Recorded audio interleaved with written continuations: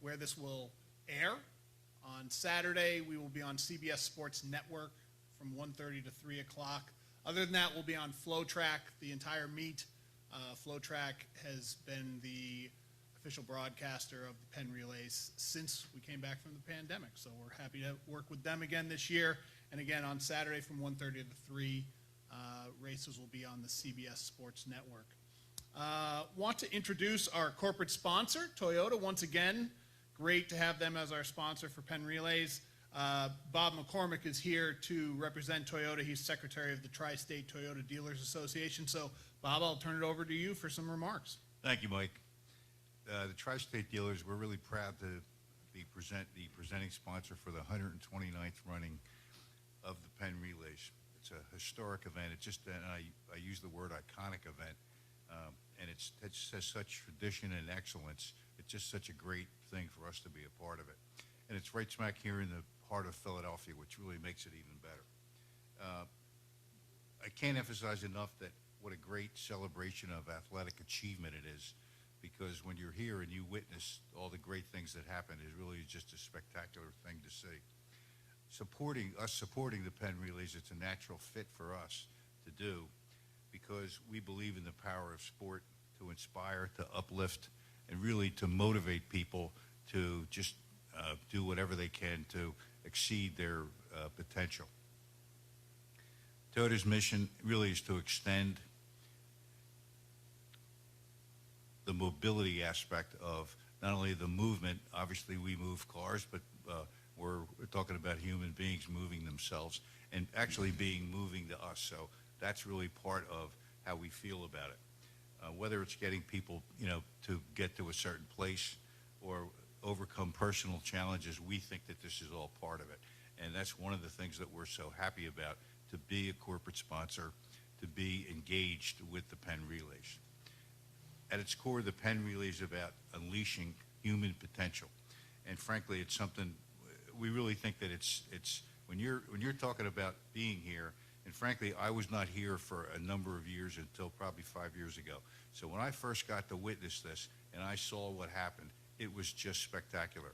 And I always think of when we're coming down the finish line in the straightaway and you can hear the roar of the crowd and everybody's into it. It is just second to none. There isn't anything better. And we're really excited to be back to cheer on the athletes, and we're also proud to support programs that create access and opportunity. And really, it's just you really find out how far people can go, because they don't set limits as long as we don't set limits. And that's really like the key thing. And on behalf of the Tri-State Toyota Dealers, we want to thank Penn Athletics for their partnership and their collaboration, because we're very appreciative of that. We're really proud to be a sponsor. We look forward to a fabulous week of competition next week. And as we like to say at Toyota, when people are free to move, anything is possible. Thanks. Thanks, Bob. Okay. Next up, we have Steve Dolan. Obviously, Steve wears a couple of hats here at Penn. He is the head coach of track and field and cross country, but he is also the Frank Dolson director of the relay. So we're going to start with that second hat, and you can talk a little bit about the relays in a general sense, and we'll talk about your team a little later on. So, Steve, go ahead. All right, thanks. Well, first of all, thanks for all the media that came and covered the event, and we're excited for the build-up 1 week out. I do want to acknowledge a few people, Bob and the Toyota team, thanks. Your sponsorship and your support and your friendship is important for the Penn Relays, so thank you so much. I also want to note On, our corporate sponsor on the apparel and shoe side, On has been a good partner for us in recent years, so we appreciate all their support.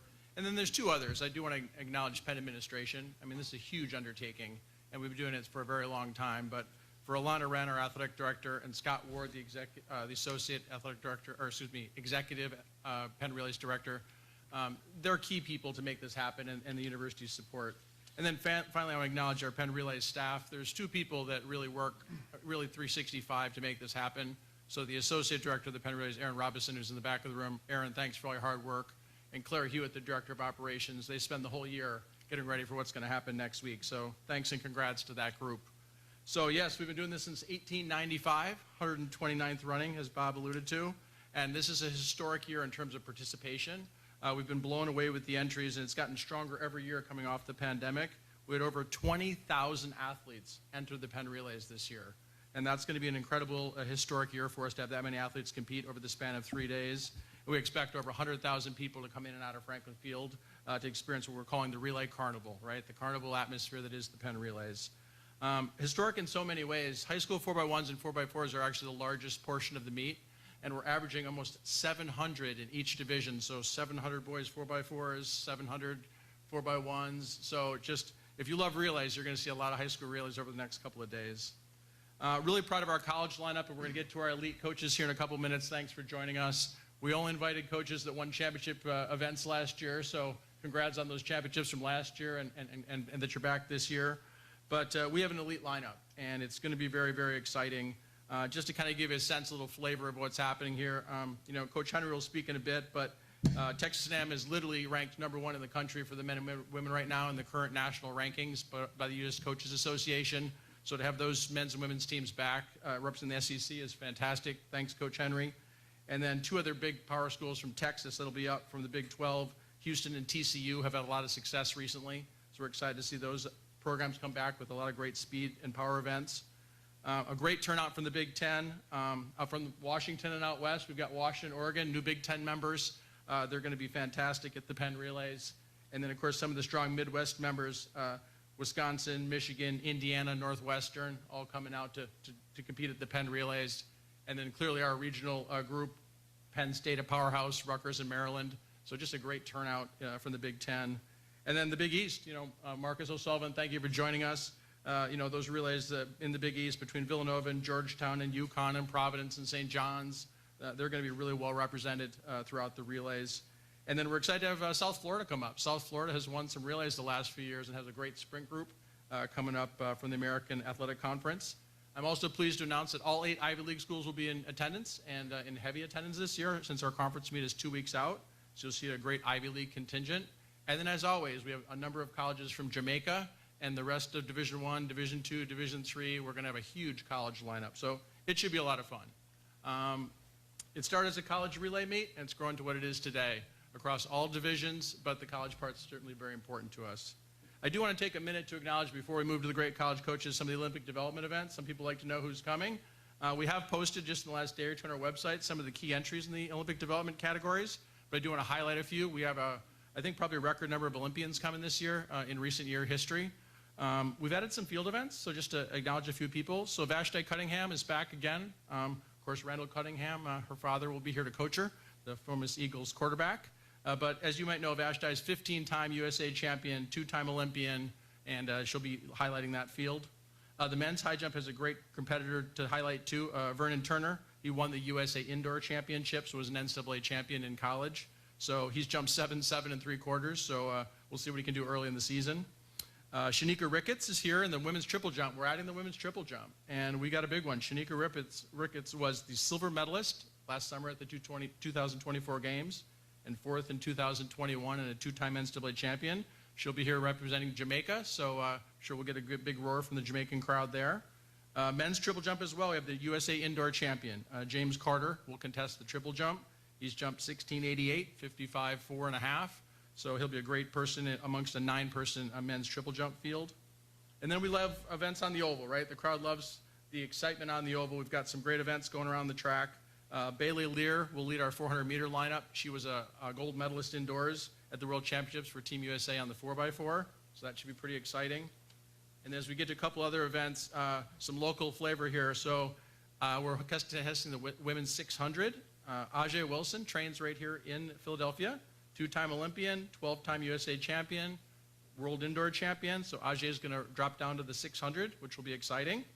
And then we also have men's 600 this year. Will Sumner, NCAA champion 2 years ago in the 800, and a standout. He's run 144 for 800. He'll be a standout in that men's 600. Just a couple more to go. We're proud of this one. Nia Akins, Penn grad, school record holder, 2-time runner-up at the NCAAs. She's won 4 USA championships and was in the Olympics last summer. Has been 6th in the World Championships. She'll lead the 800-meter field. She has a PR of 157. So Nia's actually back training in Philadelphia, so we're excited to have her leading that field. Men's 800 will also be super exciting. Recent NCAA champion Shane Cohen will be back. He ran for Virginia won the NCAAs last year. He's going to be back. He's from the Philadelphia area. He'll run the 800. And believe it or not, we have 3 national record holders. The national record holders from Mexico, Nigeria, and Jamaica will all be in the field. So that'll be exciting to have multiple national record holders in that field. And then finally, we love the mile and the 1500. There's a lot of history to those events at the Penn Relays. On the women's side, we have a repeat champion representing Josette Andrews will be here.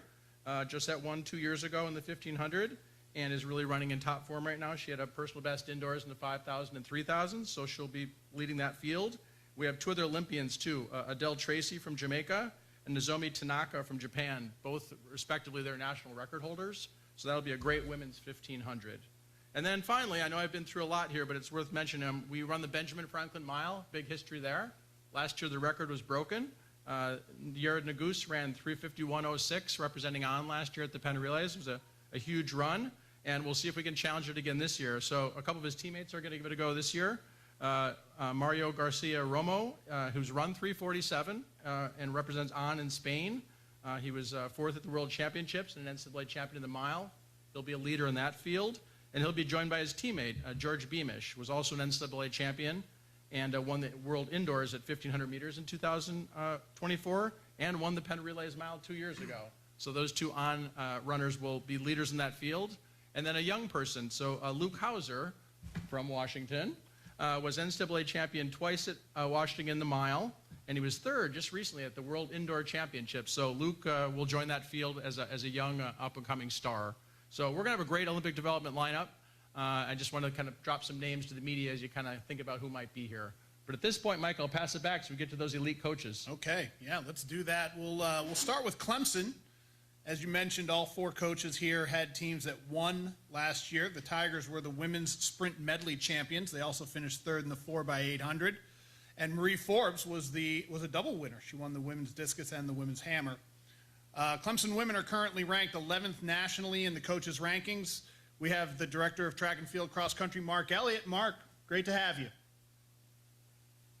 Thanks for having me. We'll let you get started. Maybe tell us a little bit about who you're bringing up next week and kind of what your expectations are for your team. Well, yeah, definitely. I mean, we started the outdoor season pretty well. We came off of first relay meet we attended, Texas relay, and we won the sprint medley and the 4x8. Well, 4x8 on the men's side.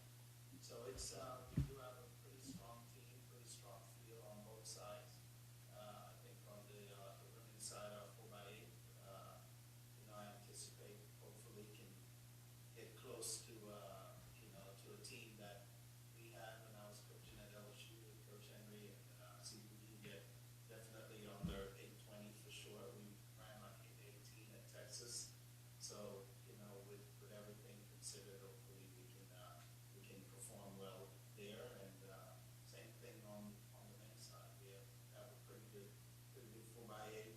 We have I think our 4x1 women ran 43 mid so far this year. So across the board in all the relay discipline, I think we'll be here next week with contending teams. Let's put it that way.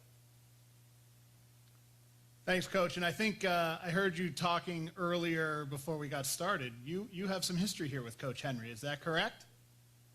Yeah, well, my history goes way back. I'm just saying this being when I started track and field back 100 years ago. Basically, Penn Relays is one of our dream leagues to be at when we were young kids in Jamaica. It's like, oh, we got to go to Penn, got to go to Penn. That was our goal. So since I want to say 85, I've been coming to Penn Relays, 1985, not 1885.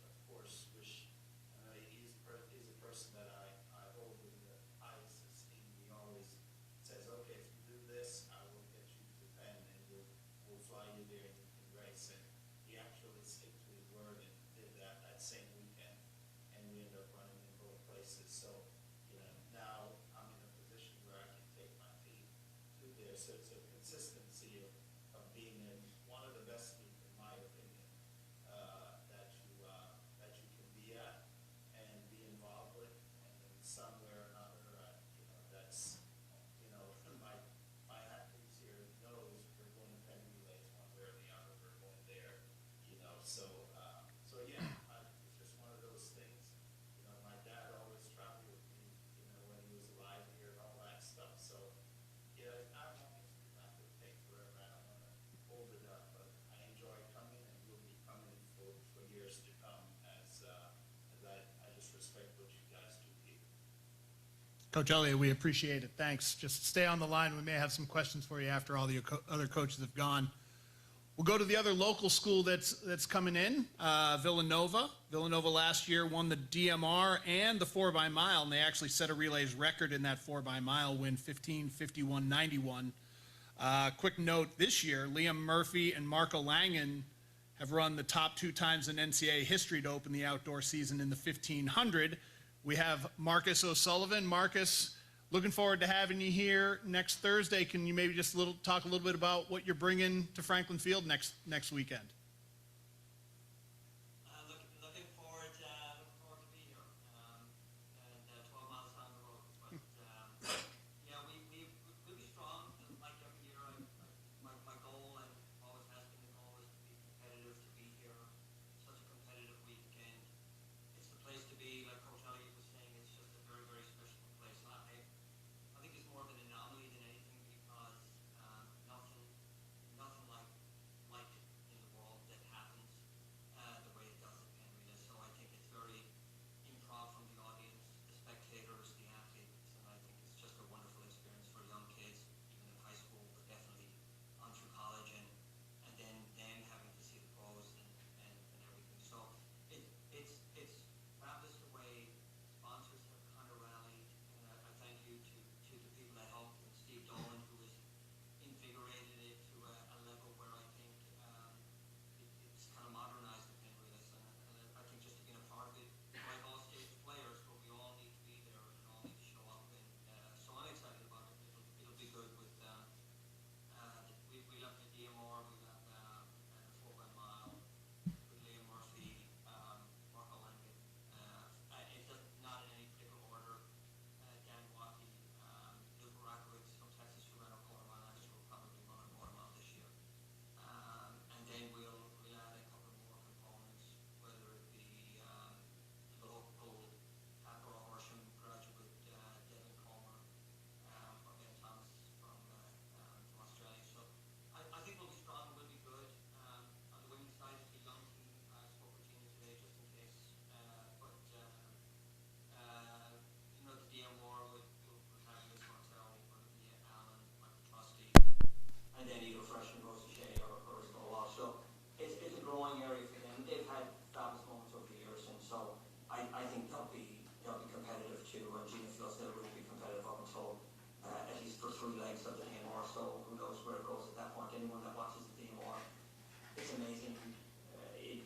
The mile is supposed to go the way it's supposed to go, and it doesn't, and everyone shuts down, everyone catches back up, and it's a mad sprint for the end. So you never really know how it's all going to play out, and that's the beauty of the relays, I think.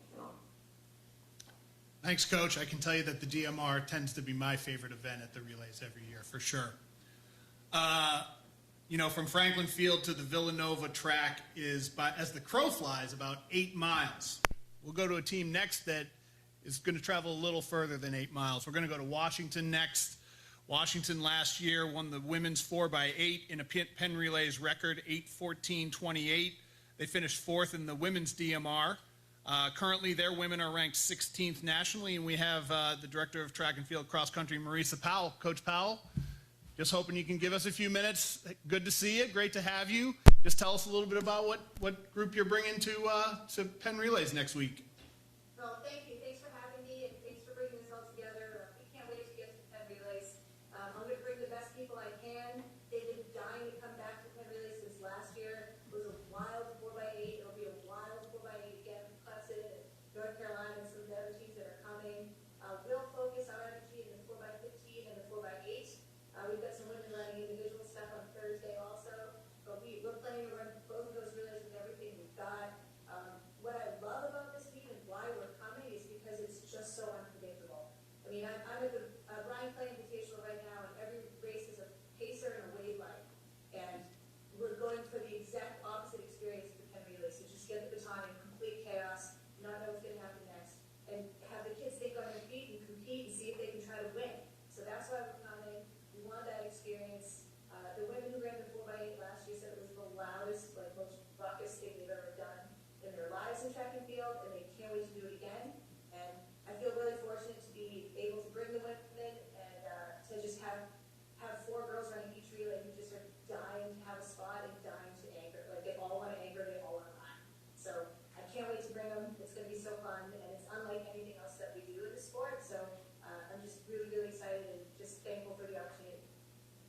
Great. Thanks a lot, Coach. If you could just hang for a second. We got one more to go. The venerable Pat Henry and Texas A&M. Texas A&M last year won the 4x8 and the 4x4 on the men's side. They went on to win the 4x4 at the NCAA championships. Currently, both the Texas A&M men's and women's teams are ranked first nationally, as Coach Dolan alluded to earlier. We have Pat Henry. So, Coach, if you can just tell us a little bit about what you guys are bringing up to Franklin Field next weekend. Well, first, let me say Mark ran for me, and so he's talking about being old. He shouldn't be talking about old. Mark's not that old. I'm the oldest guy on the call. I remember, Marcus, it's just great to have you on this. It's fun to have guys like Mark Elliott and Marcus, and that's the fun of coming to this meet. We see some people that we don't ever see during the year, and that for us, that's a big part of it. I'm bringing up. We're going to run 14 relays, men and women. So we're going to line a lot of people up, and we're really looking forward to it. I think the experience that they get here is different than anywhere else. There's no question about it. It's not this meet. This meet is kind of. It's not just a tradition for so many people, but it's kind of woven into the fact of the fabric of the meet of the sport. It's a very unique situation. So I've always enjoyed bringing teams to Penn, whether at LSU or at Texas A&M. I've tried to come here a lot, and we have. We've had a good degree of success up here, but it's not always about the success of your team. It's about the experience and what you can gain and the strengths that you can gain. I think it was said, someone said it's a little bit different. You get the stick, and there's no telling what's going to happen because it's just such a different environment. You got to withstand some things, and you've got to do things that you don't normally do on the track, and that's what makes it a great event. So we're looking forward to it. We'll bring a lot of people up, and we're looking forward to the fun of the relays. Thanks a lot, Coach. Before we get to questions and answer for you guys, we are going to let Coach Dolan put on his head coaching hat and talk a little bit about who the Quakers will run next weekend here at Franklin Field. Steve? Thank you very much.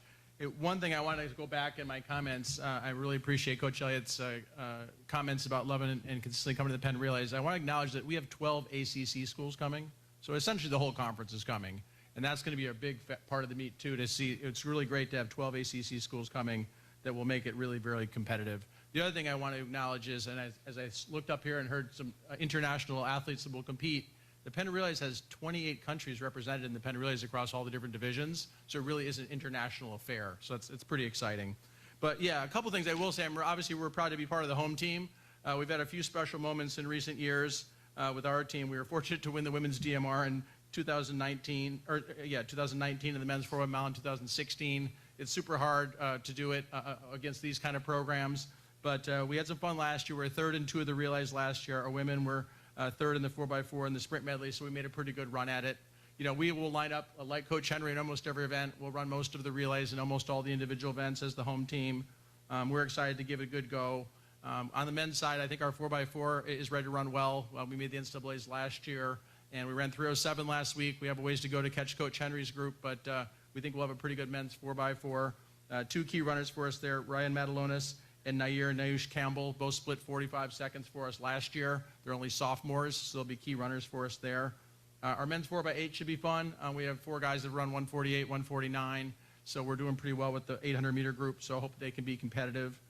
The women's side, we have some core sprinters. I would just want to mention Fore Abansawa is the Ivy League champion in the 100, and then Christiana Narakuku, she's run 23:22, so they're key for us, and we'll run our 4x1 and 4x4. So we'll give it a good go in the 4x1, 4x4, and 4x8 on the women's side. We also have a senior, Bronwyn Patterson, who's been an Ivy League champion at 800. So she'll be key, along with Jocelyn Nemec, who was Ivy League runner-up last year, lost only to Bella Whitaker, who a few people know who that is at this point. So we have a nice group returning there. And I do want to acknowledge our field eventers for a second. This is obviously a lot about relays, but we had a big performance last week. Campton Cam jumped 225. It's the #1 jump in the NCAA in the high jump right now. It's actually the Singapore national record. So Campton will be in the championship high jump representing Penn. It'll be fun to see the stripes out there high jumping. Hopefully they can get a big jump in. And then we also will be represented well in the women's long and triple jump. We've had some good groups there. Our women's triple jump group, they sort of rank event groups nationally. We're actually ranked 4th in the women's triple jump nationally. That's the average across your best 4 jumpers. So we have a couple women jumping over 42 feet, which will be well contested in the triple jump. So we're excited. We'll try in a lot of events. We've got a couple good hurdlers. Shane Gardner just broke our school record, 1368. And we'll definitely run the distance races on Thursday night. So the home team will be there, and we'll give it our best.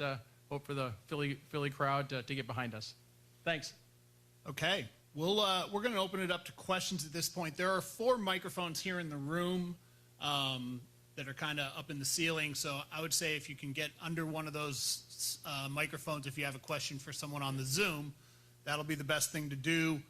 I'm going to start with David Block. I know David has some questions, I'm sure, for Coach O'Sullivan, so Marcus, why don't we start with you, okay? Because you've been coaching Nova since the late 90s, I believe 99.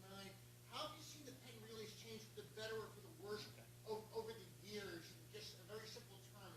Any changes you've seen that you can talk about? Nothing stays the same.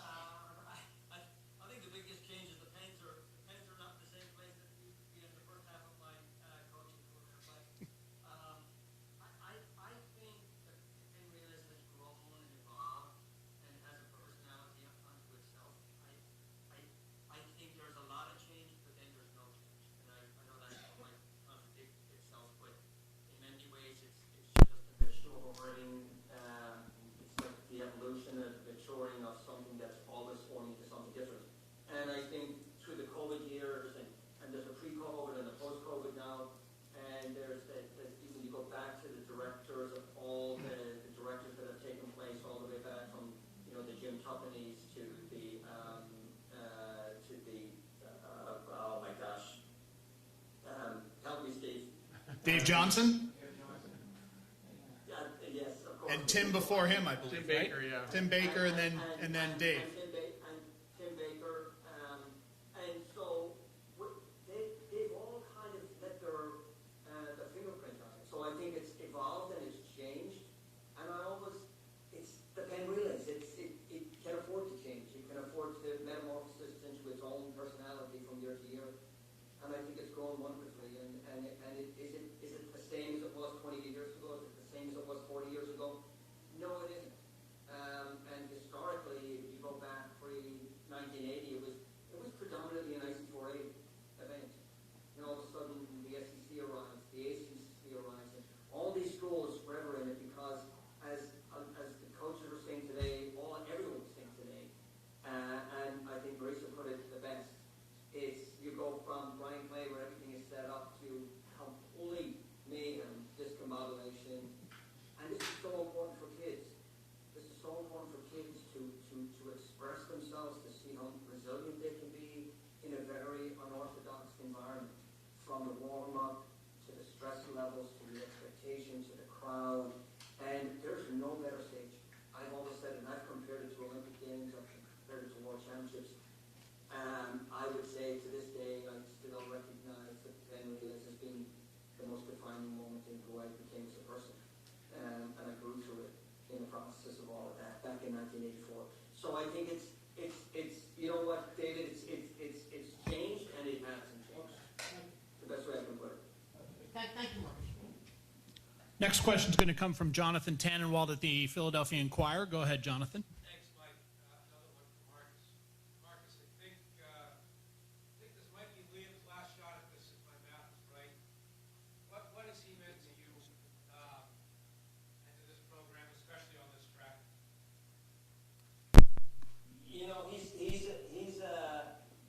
He's a wonderful person. We usually sit and chat once a week, and it's usually not about track.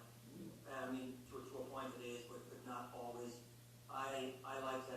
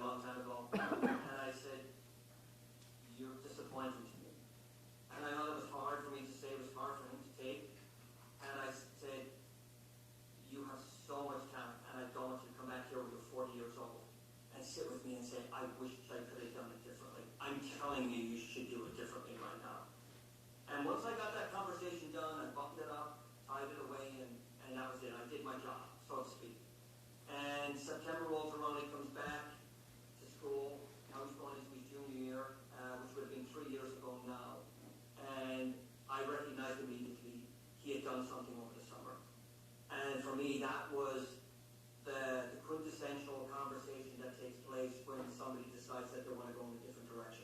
I had it as a young boy with Donald Walsh, who graduated in 1972 from Villanova.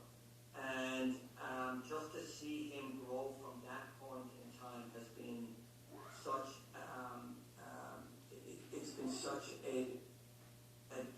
just a reward for coaching and human interaction. And of course he'll tell me he forgets that conversation, but I don't. And I just think for Liam, he's been just an enormous capstone for me in terms of